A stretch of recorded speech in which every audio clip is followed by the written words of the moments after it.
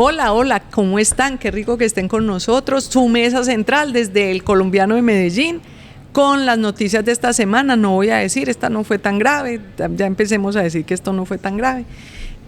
Juan Diego Ortiz, editor de Metro, Daniel Rivera, editor general, y desde Cartagena, desde la cumbre de Asobancaria, nos acompaña Santiago Ángel. Y los pollos también, están como incómodos. Ah, ustedes los pusieron... Porque están como muy incómodos. Ustedes los pusieron en modo Benedetti, ¿cómo se llama? Y Laura Sarabia. El uno le dijo al otro, es que te puedo saludar. Más incómodo que salude Sarabia y Benedetti, nuevos dichos. Pero sí se vio incómodo. A ver, Santiago, usted que está allá, cuéntenos un poco. ¿Sí, ¿le tocó ver el beso o no le tocó? Sí, lo vi, pues un saludo estaba ahí sorpresivo. Al lado. ¿Y eso se encontraron? ¿Eso se encontraron ellos o qué? ¿O se habían puesto de acuerdo? ¿O alguien llamó, ven, salúdalo, no sé qué? Pues le voy a contar que no solamente yo estaba cerca, sino que hablé con una de las personas del equipo de Benedetti que nos contó todos los detalles. Y realmente sí fue genuino. O sea, ellos se encontraron en el camino a la entrada del foro en el centro de convenciones en Cartagena. Uno de los asesores de Benedetti vio a unos pasos a Laura y nos cuenta que le preguntó al ministro del Interior que si quería saludarla, y él le dijo que sí, que no tenía ningún problema. Se adelantó el asesor para traer a la canciller y le hizo la misma pregunta. Esto fue con preparación. Eso fue no fue espontáneo, no fue espontáneo. Sí. Pues, o por lo menos no fue tan espontáneo. Es decir, para evitar un desplante, claro, porque la foto del desplante hubiera sido peor. Sí. Aunque exacto, pero el asesor de Benedetti se acercó a la canciller y le pregunta que si está bien que se saluden y que si quiere fotos, y nos dice que Laura dice que sí. Y entonces ahí es cuando ellos se encuentran. Y con razón había como 10 fotógrafos ahí. Sí. Claro.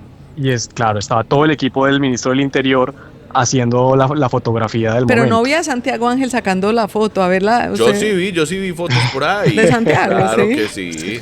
Oiga, pero tuve la oportunidad, estuve allá también y tuve la oportunidad de hablar con varias personas cercanas a Laura Sarabia, varias.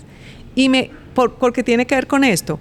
Y lo que me contaron es que en realidad ellos decidieron mejorar sus relaciones, claro, porque los dos tienen mucho que perder.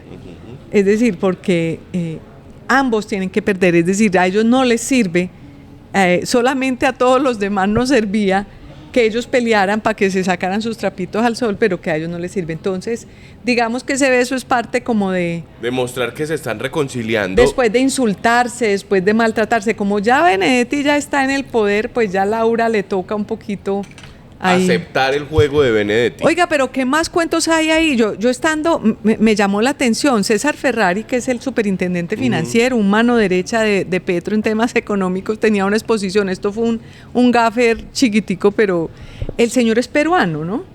Y haciendo la exposición dice la economía peruana, la economía colombiana, es decir, un lapsus como aquellos de presidentes que a veces pasan por acá. Y también estuvieron los primeros debates tan grandes de candidatos, creo yo, porque el primer día fueron 7 candidatos, el segundo día 5, y hoy van otro tanto, no sé cuántos van hoy, pero ha estado interesante.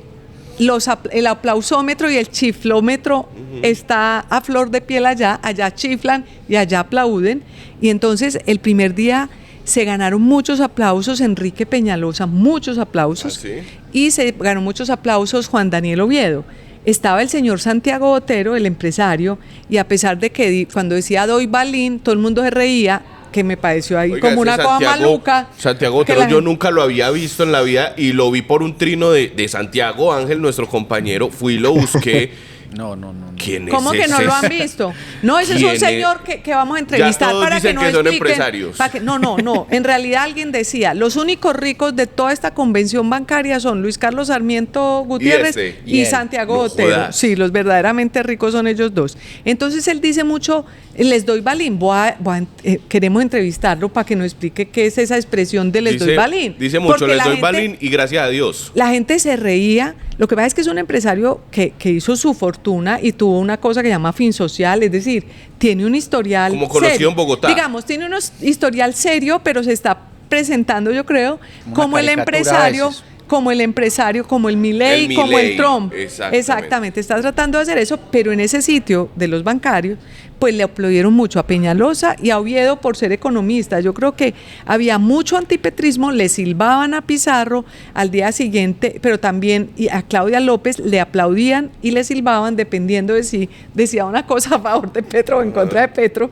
Y así sucesivamente pasó esto allá en la convención. No sé, Santiago, ¿qué otros cuentos recogió usted por allá? Pues hay otro de Benedetti, que también fue muy interesante ayer en su presentación de 20 minutos antes del panel con los congresistas. Y es que Benedetti, en un momento de su exposición, dice, refiriéndose a alguna anécdota sobre una discusión dentro del gobierno, y les puedo decir esto porque Laura, que está acá, no me deja mentir. Y también hubo risas de todo el Pues auditorio. claro. Bueno. No, ¿qué tal? No, Porque ¿cómo así que Laura no me deja mentir? sí. Había un pedazo del debate donde les hacían preguntas de sí o no y le preguntan a Claudia López, que realmente esa fue la noticia de ese debate, a Claudia López no, a todos los que estaban ahí. Entonces les preguntan que si se unirían al petrismo. Y Claudia López es la única que no levanta su paleta, lo cual dio a entender que ella no descartaría que se uniría al petrismo. No, pero lo de Claudia López, cada vez por eso tiene más críticas, porque no se sabe a qué juega. O vos cómo lo lees. Tiene la reclinomatic bien aceitada. Yo Más no que sé. esa, vea. Yo no sé, porque luego en la segunda pregunta es si se unirían al petrismo, al uribismo. Y todo, pues harían coalición con el uribismo y todos se levantaron su paleta y ella tampoco la levantó. Me imagino que le dieron ahí una salida como para que no pareciera Claro. solamente Le tiraron en lo un otro. salvavidas. Exactamente, pero bueno. Pero lo del fracking también fue muy difícil para ella. Porque pues es que sí parece que ha sido muy incongruente con sus posiciones en los últimos años. Está bien cambiar de opinión porque pues uno obviamente reevalúa Sí. pero es que ella cambia muy fácil de posición frente a todo. Lo que pasa es que como que van aprendiendo, porque en realidad uno no puede estar haciendo fracking en Estados Unidos y considerar que el fracking Claro. es malo y sacando recursos de eso. Luzma, ¿y Fajardo estuvo en la bancaria? No fue, estuvo, pero no sé si hoy está entre los que van, pero hoy va No, pero y hoy no va a estar Santi está tampoco. diciendo que no. Pero No, ni Fajardo ni Vicky, los grandes ausentes. hablando de la tibieza de Claudia López en el sentido de que no se define y que está aquí y allá, usted entrevistó a Fajardo y me sorprendió mucho esta semana. sus Fajardo, respuestas. el nuevo Fajardo, sinceramente lo veo más desparpajado, más simpático, más todo. Bueno, vamos a ver. Belicoso también. Exacto, otro nuevo Fajardo. Pero le iba a decir de Claudia López, imagine que ese se les iba a bajar del debate, se fue. Que eso era una encerrona con el Centro Democrático, porque había como dos candidatos, estaba Paloma Valencia, estaba Miguel Uribe. Tuvo que ir a rescatarla, la que fue su secretaria de Educación en Bogotá, le tuvieron que decir, vaya y dígale que no, y ella llegó como mal genio, con mala cara, pero volvió, es decir, los iba a dejar Volvió plantados. Claudia. Otro que se bajó fue Juan Fernando Cristo, le tenían la silla, le pagaron el tiquete, allá estuvo y luego no se sentó, como que está cambiando de idea de si mostrarse o no como candidato a la presidencia. Bueno, entonces... Hay otro cuento, Luz María de Asobancaria, que a ustedes también, bueno, no sé si a ustedes la sorprenda tanto, pero es que Martín Santos, que también estaba acá, puso un trino con un meme diciendo que en Twitter todos eran como el perrito rabioso de la foto. Ajá. Y que en Asobancaria todos eran como con el perrito que está feliz y que es más bien todos se dan abrazos. noble todos se y todos se dan abrazos. Ah, eso está bueno. Es que claro, en la vida real es que ya estaba todo el mundo. Allá estaba desde Exacto. Pizarro, Roy, Armando Benedetti, muchos congresistas. Vi a casi todos los Exacto. congresistas antioqueños allá, a casi todos los candidatos. Y eso ahí todos se conversan. Sí. Besito a besito viene como los pollos, pues. Uno de esos encuentros que causó mucha sorpresa, pero que no fue en Asobancaria, sino en el Hyatt, en donde estaban la mayoría de invitados hospedándose, Sí. fue entre el exfiscal Francisco Barbosa, que por cierto dijo que iba a postular su nombre para ser candidato en la coalición de partidos. Claro, estuvo en y uno de los Daniel debates. Quintero. Ah, ¿qué pasó? ¿Se encontraron y qué pasó? Pues se encontraron y se les vio hablando muy amables en el lobby del no, hotel. pero es que ese era el dato, efectivamente. El señor fiscal Francisco Barbosa, que poco hizo en contra para investigar todos los saqueos de este señor Quintero, pues seguramente hay una amistad ahí Claro. permanente. Bueno, digamos, allá hay puro cuento en Asobancaria.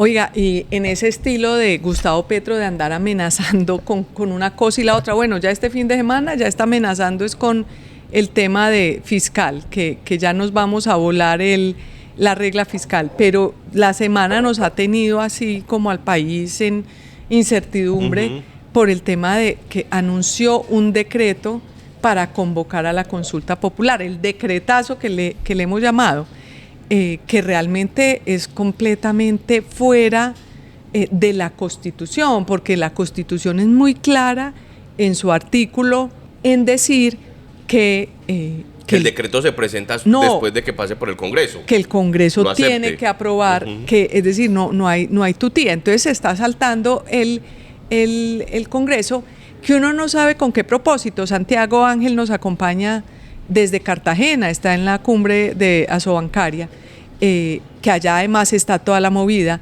¿Con qué propósito, Santiago? Porque realmente difícilmente él va a poder convocarlo. Entonces, ¿es una presión para el Congreso o qué propósito hay detrás de esto? Pero le quiero antes preguntar, Santiago, que nos cuente eso que comentamos, las 3 razones se podría caer ese decretazo, es decir, esos 3 instancias que van a frenar a Gustavo Petro.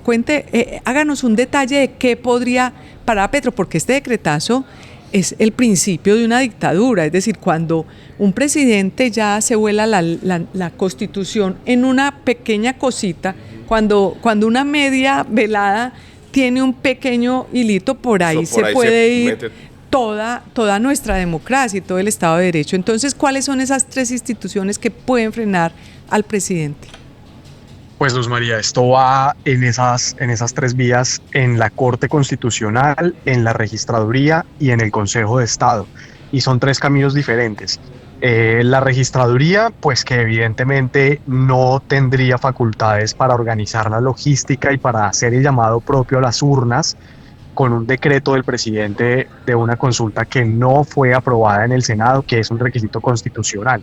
Es decir, el registrador Hernán Penagos está en facultades de simplemente desconocer el decreto y no llamar a las elecciones y no convocarlas, claro, y no pagar por ellas. Es más, que él se puede inspirar en el artículo 4 de la Constitución Política, que dice que cuando una norma entra en conflicto con la Constitución, cualquier funcionario público puede no acatarla. Entonces el presidente Gustavo Petro puede decir, hay que ir a elecciones, y el registrador Hernán Penagos puede decir, no señor, la Constitución Política dice que esto va contra la Constitución.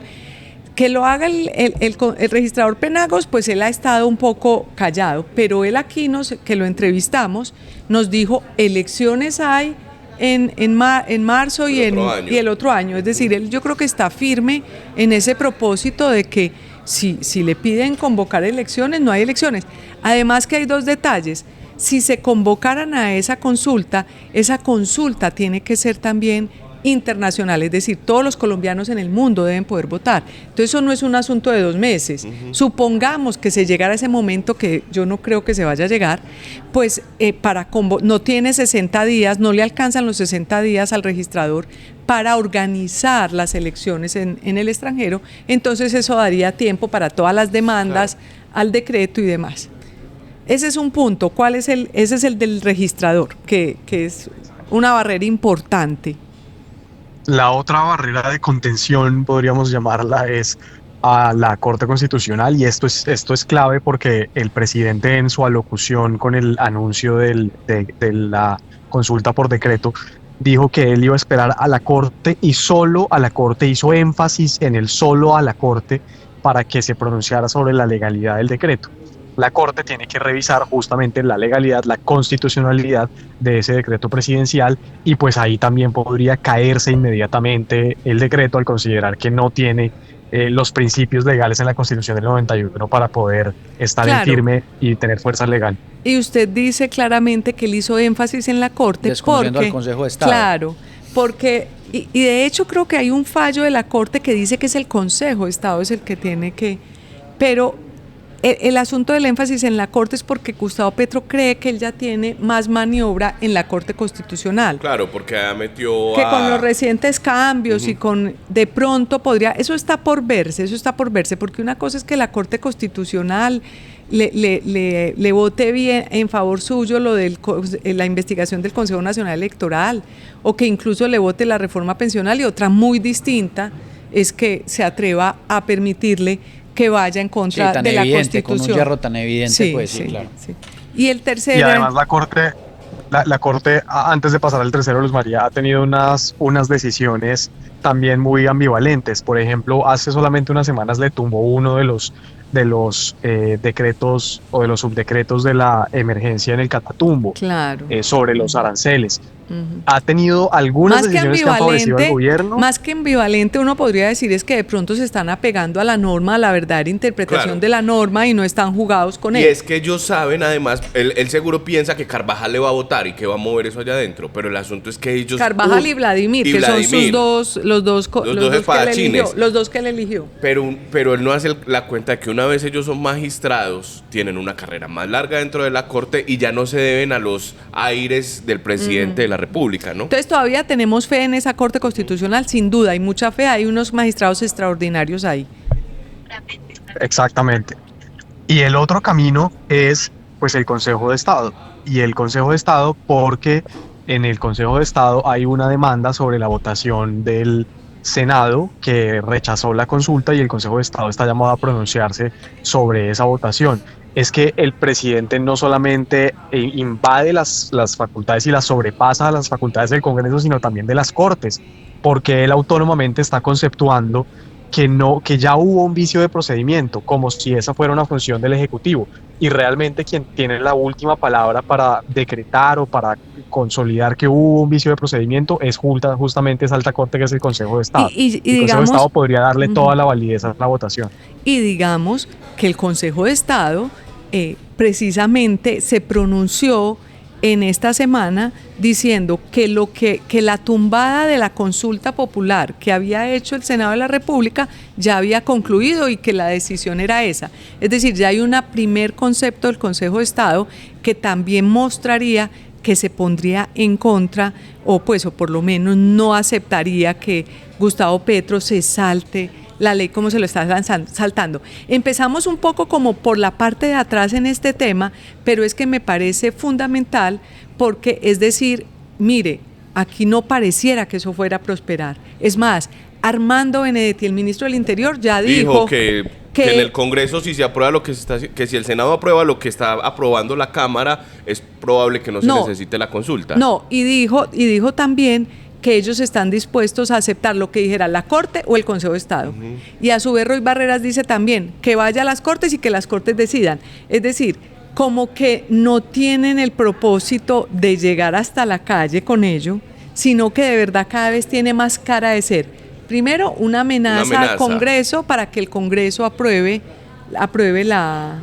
De hecho, anuncian el decreto para el 12 de junio, que es el día cuando el Congreso debería haber aprobado la reforma laboral. Entonces esto es una nueva manera de actuar del gobierno que se va hasta las últimas consecuencias a presionar a fondo al Congreso para que el Congreso apruebe la reforma laboral como el gobierno quería, más o menos, aunque ahora están diciendo que no, ya no les sirve. Ya no les sirve. Dos cosas que ahí, y vos lo decías y quisiera remarcarlo, es que el mero gesto, o sea, ellos dicen sí, que la Corte decida, le tiran esa pelota a la Corte, pero el mero gesto de que el presidente de la República se tire a dar ese decreto es una herida a la democracia de las instituciones de este país. Es un gesto de dictadura, es un gesto de dictadura. Por otro lado... Que lo decía Roy Barreras hizo un trino diciendo, no, pues dejen que la Corte decida. ¿Cómo que dejen que la Corte decida? El primero que tiene que respetar la Constitución es el presidente de la República, y si la Constitución dice que es que el Congreso es el que tiene que aprobar la consulta popular, pues le obedece primero y no pone a que entonces después la Corte, y después presionan a la Corte para que la Corte mueva un poquitico más el umbral hasta que rompen el sistema democrático. Y otra cosa que quería decir es que Benedetti fue que dijo en Asobancaria que si la consulta era para hacer política, ¿hay qué? Algo así fue lo que dijo, y todos los ¿cierto, Santi? ¿Cómo fue la cosa? Sí, eso lo dijo ayer en sus 30 minutos de argumentación defendiendo la consulta por decreto. Y él dijo, pues en esta línea argumentativa en la que ha defendido que el camino más democrático es ir a las urnas y que el pueblo elija, dijo que cuál era el problema con hacer campaña. Y evidentemente todo el auditorio le reclamó, pues porque estamos hablando de recursos públicos, y los recursos públicos no son para hacer campaña. No son para hacer campaña para las elecciones, y menos en favor de un solo sector político, que en este caso sería, es decir, esto que está por detrás, que lo hemos develado mucho, que es que esa consulta popular lo único que le sirve es como plataforma electoral al movimiento de Gustavo Petro, pues es una evidencia. Y Armando Benedetti, que parece no tuviera filtro en la boca, pues a veces le toca taparse así para no decir nada, porque él abre la boca así salió en las fotos, sí, cuando iba para una audiencia. Sí. Entonces él va diciendo, y efectivamente ha ratificado lo que todos hemos pensado. Pero me llama la atención, ya para concluir este tema, que no se nos alargue tanto, el asunto, la participación de Eduardo Montealegre, el exfiscal Eduardo Montealegre. Qué curioso, hace 15 días dijo que este gobierno estaba en la bancarrota ética, que el gobierno de Gustavo Petro estaba en la bancarrota ética. 8 días después empieza a formular un concepto según el cual este decretazo es constitucional y se puede hacer. Y de pronto lo nombran ministro de Justicia, es decir, como si el presidente Petro también estuviera repartiendo ministerios a cambio de decretazos, claro, a cambio de que lograra el concepto, para favorecer los decretazos. Un concepto que parece de Rincón del Vago, ¿te acordás de esa página? Ah, sí, exactamente, donde la No, pero el señor Montealegre es un jurista, digamos, que tiene mucha trayectoria, pues pero se le abona lo del Rincón del Vago. Claro, pero sí es verdad que es un concepto, como decimos en la calle, pegado con babas o con saliva, porque en realidad es que está así en la Constitución. Eso viene una vez lo apruebe el Congreso. Pero lo que iba a decir es que, Montealegre apoyó también la idea de la constituyente. O sea, él no ha sido, sí, criticó a Petro, pero también le ha sobado sus ganas de, yo no sé si seguir en el poder, pero de él ser la única institución en el Estado. Pero nadie puede decir que Eduardo Montealegre no es un jurista. Es un abogado. Pero lo que pasa es que seguramente ve, pues aquí como que un intercambio de concepto por poder, porque es que él necesita el poder. Pero eso nos lleva también a lo que hemos dicho ya, y ya para cerrar, que Gustavo Petro se está quedando no solamente muy solo, sino con unas personas que, ¿cómo las calificaríamos? Yo no sé cómo calificarlas, pero como decía Moisés Wasserman, con el gabinete más gris que hemos tenido en nuestra historia. Porque entonces ya fíjese que con este decretazo, que es otro tema, nadie lo está apoyando. Ni Antonio Navarro Wolf, que era de sus tropas, no lo apoyó.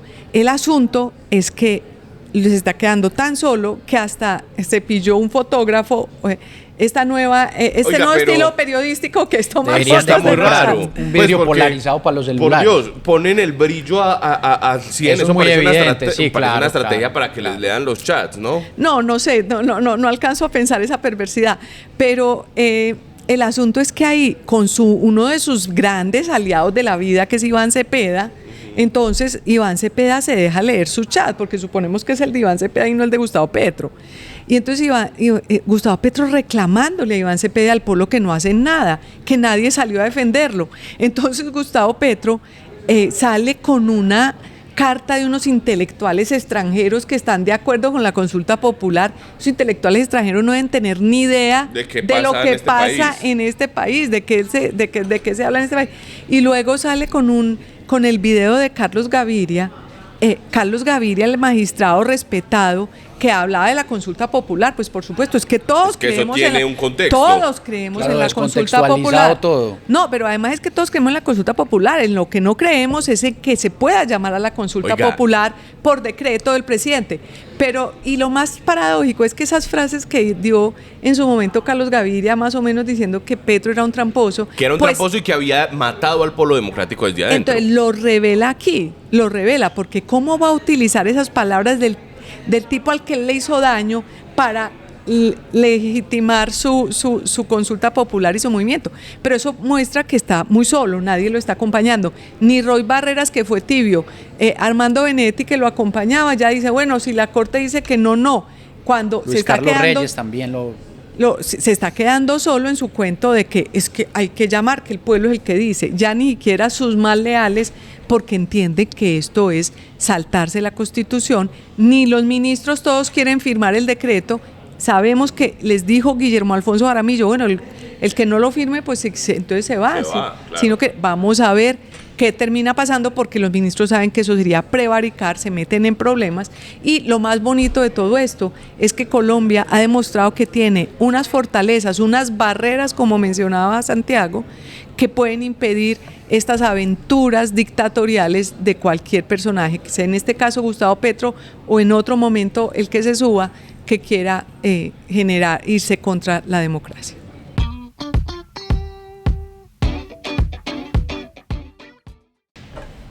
Esos pollos... Así pasa a menudo en este país. Se desaparece la gente. Se desaparecen En plenas funciones. y no dicen y no vuelven al trabajo. Pero entonces a estos sí hay que echarlos porque trabajan en la empresa privada.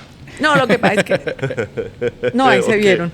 Pero bueno, Petro la se historia. desapareció el fin de semana. ¿Dónde Otra estuvo? perdida. ¿Cuántas perdidas van? Yo creo que 100, llevábamos 100 en el segundo año. Ya vamos para el tercer año. Este año ha tenido bastantes perdidas. No sabemos, mejor dicho, es el campeón de la desaparición.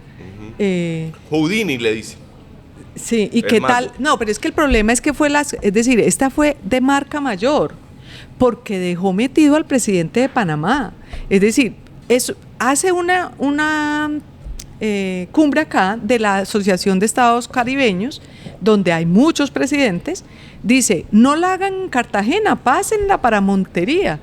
Una cosa que ya estaba organizada, lo que cuesta. Me contaban que los grupos de seguridad ya tenían todo para hacerla en Cartagena. Bueno, les tocó irse para Montería, lo que gastamos, y el señor Gustavo Petro no aparece. No aparece. Con un montón de invitados internacionales. Dejó plantado al presidente de Panamá, que le iba a entregar la presidencia pro tempore, le tocó a Laura Sarabia hacerlo, pero además es que Gustavo Y Petro, después aparece a decir es que lo iban a matar. es que eso iba a decir, que lo iban a matar.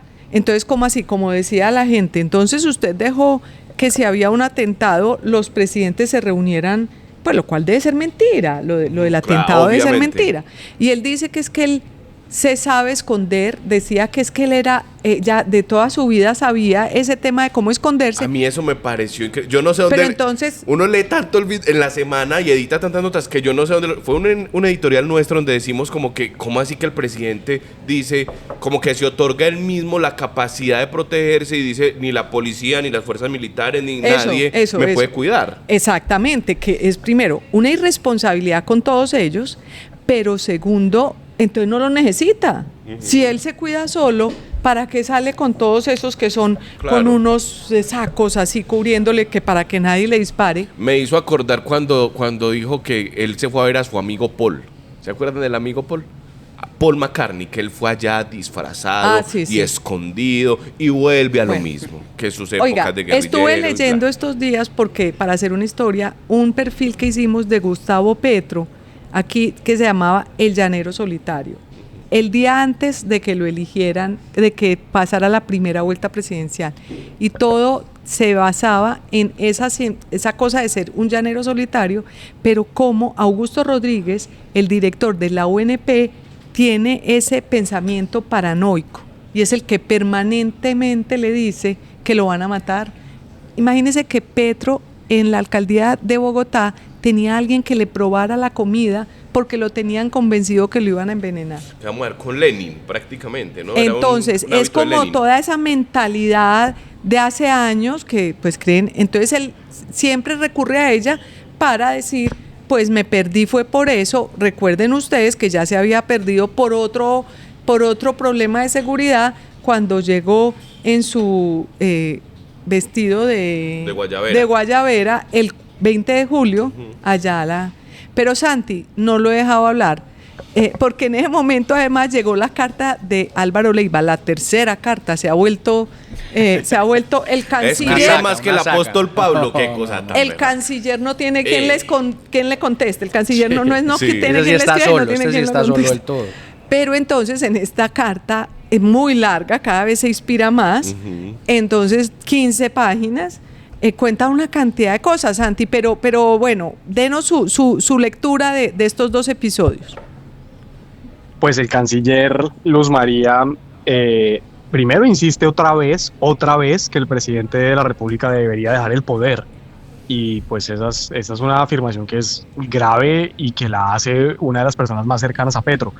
Lo otro es que él cuestiona un poco la incongruencia que tuvo el presidente sobre Ecuador, y en eso tiene razón, porque Petro fue uno de los primeros mandatarios en América Latina que salió a cuestionar las elecciones que ganó Daniel Noboa, y luego terminó yendo a la posesión sin ninguna explicación. O sea, él habló incluso de fraude, contradiciendo la postura oficial de la Cancillería, y allá estuvo en Ecuador en primera fila asistiendo a la posesión de Daniel Noboa.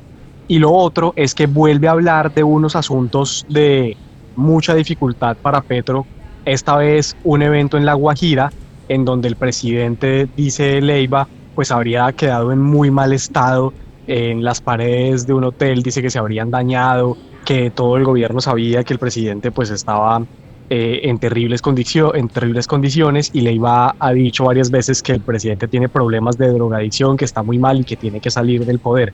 Esta vez Petro no contestó, pero no parece que Leiva vaya a parar sus cartas y a dar los detalles de todo lo que él supo en esos viajes. En todo eso que dijo, pues ese episodio de La Guajira sonó muy terrible, y se dice que la gobernadora de La Guajira se enteró de eso. Es decir, porque llega a un grado de descomposición en su problema de salud el presidente, pues que realmente, como lo hemos dicho, ¿en qué momento vamos a decidir que de verdad el presidente tiene un problema muy grave? Vamos a pensar seriamente en esto, los que entiendo que hay en la comisión de acusaciones una investigación al respecto para ver pues qué se hace. Pero me parece que tanto Petro como Leiva sufren de un mismo problema, no soportan la irrelevancia. Entonces Leiva se resiste a ser irrelevante, es decir, ya sacó una carta, ya con la segunda, ya para que una tercera, ya pues eso se vuelve más un fanzine, una cosa como una novela. Una orfandad de protagonismo muy grande. Exacto. ¿No? Y lo mismo el presidente Gustavo Petro, ¿qué afán tiene de hacer estas cosas? Todo lo que hace todos los días para alterar al país, es la necesidad de estar ahí figurando. Creo que los dos comparten esa misma dificultad. Luzma, y quisiera hacer una a mí, yo no sé, a mí me molesta mucho cuando el presidente Gustavo Petro dice que no tiene poder. Y quería remarcar que en esta presentación donde pidió perdón en la Comunidad de Paz de San José de Apartado, dijo que él no era el presidente, que él no tenía el poder, que él era un prisionero. ¿Qué tal? Y eso me sigue mostrando esta misma cosa de la persecución, del victimismo que tiene. Y de que está loco, es decir, está en un problema, tiene su cabeza está perdida, como que de eso se trata la presidencia, de tratar de unir al país, de tratar de resolverle sus problemas. Él pensó que él llegaba a la presidencia a ser un dictador, a mandar, háganme esto, hagan este puente, y que el puente aparecía. El presidente es un vehículo. Hagan este proceso de paz. Una persona que le toca llegar a trabajar, es decir, trabajan más que cualquier colombiano. Entonces él como que creyó que era solo llegar a mandar eso y además es un irrespeto con el país. ¿Cómo así que un preso del país? ¿Cómo así que un preso? Es decir, está la democracia. Lo bueno es que el preso tiene tiempo de hacerse cirugías plásticas.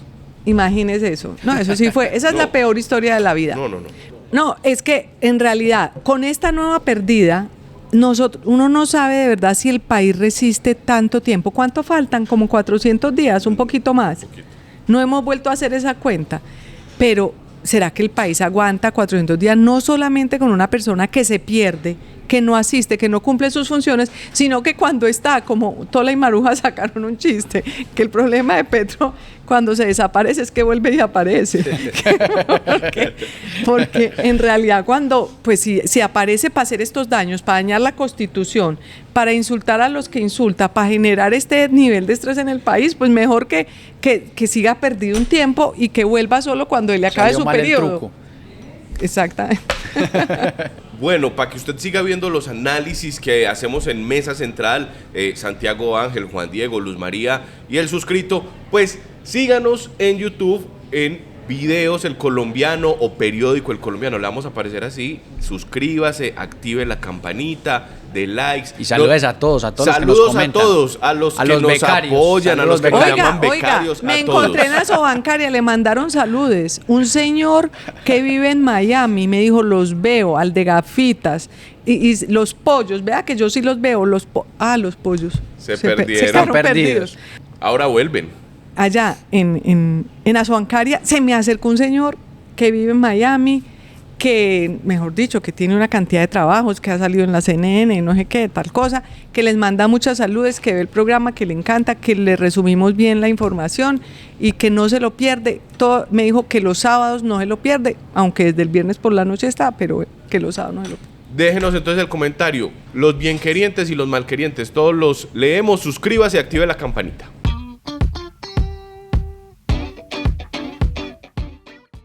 Y el tercer tema es uno distinto, y es que queremos contarles algo que está sucediendo en el país. Uno podría decir el secreto mejor guardado de esta época en Colombia, y es que Urabá se está convirtiendo o va a convertirse, por lo menos en el próximo año, a mí no me cabe duda, en una zona de progreso tan importante que si se trabaja bien, podrá llegar a ser como una Cartagena o una Barranquilla en términos de lo que significa. Vamos a hacer un especial este domingo, Juan Diego, precisamente contando esto, porque fuimos a Urabá. Nos han llevado muchos temas periodísticos a Urabá y empezamos a descubrir que Urabá está escribiendo una nueva historia, ¿no? Porque Urabá ha tenido épocas complicadísimas, lleva 40 años luchando ahí, ha tenido 4 procesos de paz y esos 4 procesos de paz le han dejado tantas lecciones que ahora viene el puerto el próximo año y ese puerto, la idea es que le va a cambiar por completo a Urabá su destino, ¿no? Sí, tiene todo el potencial de convertirse en una gran ciudad intermedia. Digamos, porque la punta de lanza de toda esta nueva era es la apertura de Puerto Antioquia, que para este segundo semestre espera su primer barco y que va a detonar una nueva era de desarrollo, porque con solo la operación portuaria y el ecosistema se esperan que lleguen 800 nuevas empresas, 17.000 nuevos empleos y un montón de fuerza productiva que lleva a que haya una previsión de 500.000 habitantes más de acá a 2050.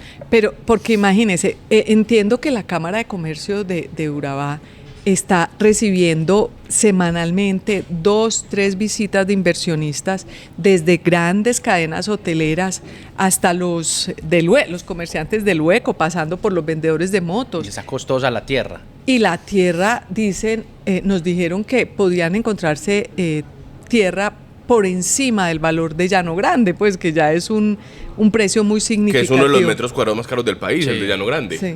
Pero lo interesante es que uno habla con la gente allá y toda la gente es muy entusiasta, como la gente tiene un gran sentido de pertenencia. Una de las conversaciones que tuvimos además muchos migrantes, se encuentra uno gente del Cauca, de todas partes del país que llegan a Urabá y como que se amañan allá. Sí, el director de la Clínica Panamericana es de Granada, Antioquia. Llegó en el 98 a hacer el rural en el hospital de Chigoró en plena época del conflicto y ahora dirige la Clínica Es que montaron una clínica liderada por Confama, que es una clínica que yo creo que no tiene el eje cafetero, por ejemplo, no tiene Montería.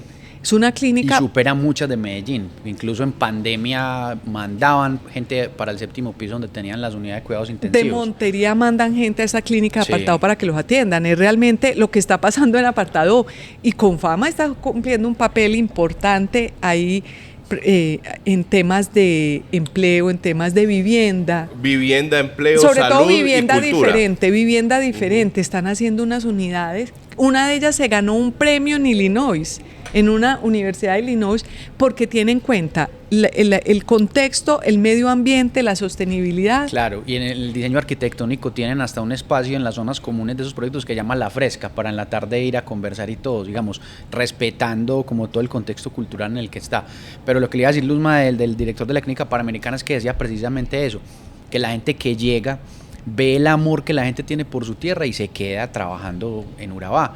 Y ejemplo de eso es toda la inversión que viene, porque no solamente es el puerto, eso solamente es el ecosistema portuario, que hay que decir, no es para Antioquia, es para todo el centro del país, para el eje cafetero, para el Pacífico, para el noroccidente del país y el suroccidente, porque va a ser el puerto más cercano a todo el centro productivo del país, que son 30% menos de desplazamiento que tiene que hacer. Es una conexión directa con el puerto de Buenaventura. Las cosas que llegan también por allá se pueden subir más rápido a Antioquia. Igualmente a muchos barcos les queda más rápido para llegar cruzar a del Pacífico al Atlántico. Que fue el origen de las 4G. El origen de las 4G no es para ir a ninguna finca en el poblado, no era para conectar los puertos de Buenaventura con los del Caribe, y acá se va a cumplir cuando Puerto Antioquia entre en operación. Hay una cosa en el especial. Pero espérate, que es que ese dato, que sí, quiero subrayar ese dato, es que con este puerto es el puerto que va a quedar más cerca del centro de producción del país, que son Cundinamarca, Eje Cafetero y Antioquia.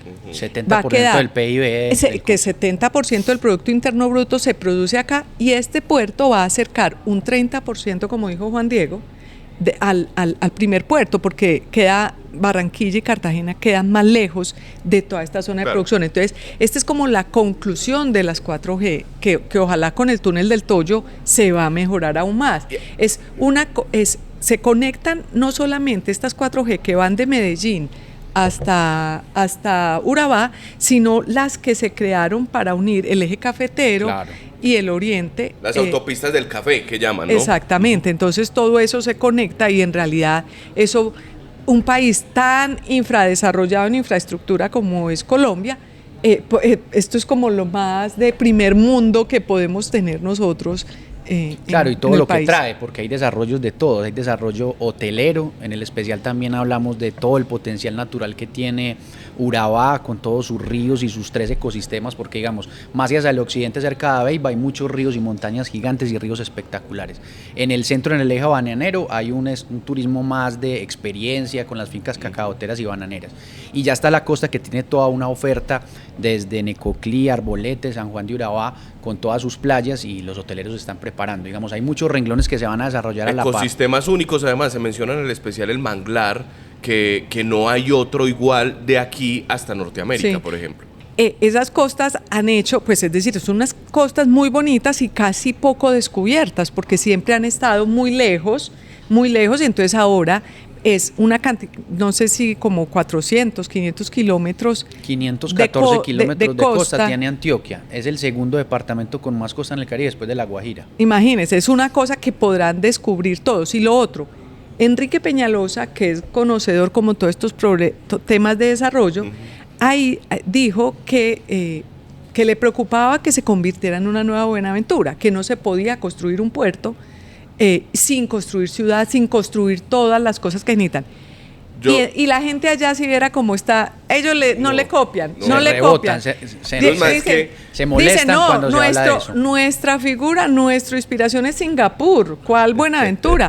Y lo dicen con unas realidades, y es que dicen, nosotros acá tenemos muchas instituciones. No, es que comparado con Buenaventura, las instituciones que hay aquí son impresionantes. Vos al principio mencionaste una cosa que se va a ver, y por eso les recomiendo que lean el especial en todos los textos, y es, primero, uno ve empresas que llegaron en los años 60, estamos hablando de hace 65 años, empresas como Univan, que están construyendo sociedad, ¿no? Pero además, como hubo tantas guerras en el Urabá, todos esos procesos de reconciliación han dado frutos, pero no solo frutos de reconciliación, ni han dejado lecciones, también abrieron la puerta a mucho incentivo de proyectos de las víctimas, y tenemos, por ejemplo, 2 o 4 páginas en las que ustedes van a ver cómo la gente se está inventando nuevos negocios. Es decir, hay toda una ruta, todo un eslabones que muestran que hay progreso, y que no se trata de que llega un puerto a una ciudad violenta, por poner un ejemplo. Iba a enfatizar en eso de la agroindustria, porque esa es la principal respuesta cuando se habla de Buenaventura, y es decir, Es impresionante el músculo que tiene la industria del banano en Urabá. Son más o menos 100.000 personas empleadas y llevamos el dato en el especial. El salario mínimo está $213 por encima del promedio del salario mínimo normal. Es decir, en Urabá, $1 millón de pesos. Un dato que yo creo que el país no sabe. Es impresionante eso, y grado de formalidad. Un dato que el país no sabe, es decir, el salario mínimo en Urabá es casi el doble del salario mínimo del resto del país. Estamos hablando de 2 millones los bananeros, y medio. más de 2.600.000, más de 2.600.000. Entonces, ¿por qué lo han logrado? Y ahí es lo bonito de todo, porque ellos dicen, hemos pasado 4 proyectos de reconciliación y en los 4 los hemos sacado adelante. Es muy impresionante. Entre otras cosas, el presidente de Sintrainagro, que es el gran sindicato agroindustrial del país, que está allá en Urabá, ellos hacen convenciones colectivas y terminan divinamente con aumentos superiores a los y este presidente de Sintrainagro le tocó también todas las luchas y estos sindicatos que se armaron en Urabá en su momento, unos eran de las FARC y otros eran infiltrados del del EPL. Entonces, digamos que es como la verdadera, es decir, cómo se puede ser desarrollo a partir pues de conciliar después de unas luchas. Eso es muy impresionante. Y hoy otro detalle de la institucionalidad, está haciéndose en Urabá el mayor proyecto de obras por impuestos del país, 110.000 millones de pesos para el acueducto de Nueva Colonia, que es uno de los municipios que queda al lado del puerto. Entonces se metieron Argos, con Fama creo también, como 10 empresas, dijeron, bueno, con los impuestos nuestros vamos a hacer ese acueducto, porque una característica Urabá, lo han construido más los privados que lo público. Claro, un abandono estatal. Y hay una cosa que quería remarcar, y es que uno piensa en Urabá y piensa en banano, ¿no? Y además cuando uno aterriza en apartado esas fincas bananeras tan enormes, pero además es que hay muchísimo aguacate, hay cacao, y se cree que es palma de aceite. Palma de aceite. 12.000 hectáreas. Y además es una maracuyá, de las despensas es que con agrícolas del país. Piña. Claro, para concluir esto, porque se nos está alargando, es que el puerto, Urabá hoy mueve 2 millones de toneladas de banano, pues en general. Y el puerto va a permitir mover 7 millones de toneladas de mercancía, lo cual va a hacer que todos estos nuevos cultivos, porque además Urabá tiene una cantidad de tierra agrícola todavía posible, conservando las reservas, impresionante, tiene 10 veces más de lo que hoy tiene sembrado, y también los productos que vengan del país. Entonces, digamos, hay mejor dicho, es como una nueva historia de Urabá, una nueva narrativa de lo que es esa región. Lo de Buenaventura es, si en 60 años se prepararon para este momento exportando los 2 millones de toneladas de banano y con las uñas sacaron adelante un proyecto y lo volvieron un polo agroindustrial, imagínense con un puerto donde van a triplicar todo, donde no van a traer vehículos, a exportar carga, ganado, de todo. O sea, por eso el título del especial creo que es muy propicio. Llegó la hora de Urabá. Entonces los invitamos a leerlo. Aplaudimos a todos los que desde Urabá han ido construyendo este gran proyecto de región. Personas que les ha tocado duro, les ha tocado enfrentar momentos muy críticos y ahora ojalá pues esto se convierta en algo muy, muy positivo y muy propositivo para el país. Bueno, y hasta aquí nos trajo el río. Este fin de semana no es puente. Estos pollos están mareados. Los pollos vinieron, es que ellos vienen, a veces no vienen, a veces se acuestan, a veces se levantan. Se vinieron asustados por la pelea de Trump y Elon Musk. No me vayas a decir que los pollos hablan inglés. No nos descachemos, el cuentahuesos ya llegó. Bueno, entonces gracias a ustedes por acompañarnos hasta este momento. Les hablamos, Daniel, muchas gracias, Juan Diego, muchas gracias, desde el periódico El Colombiano en Medellín. Acompáñenos, síganos, denos like y nos vemos en la próxima.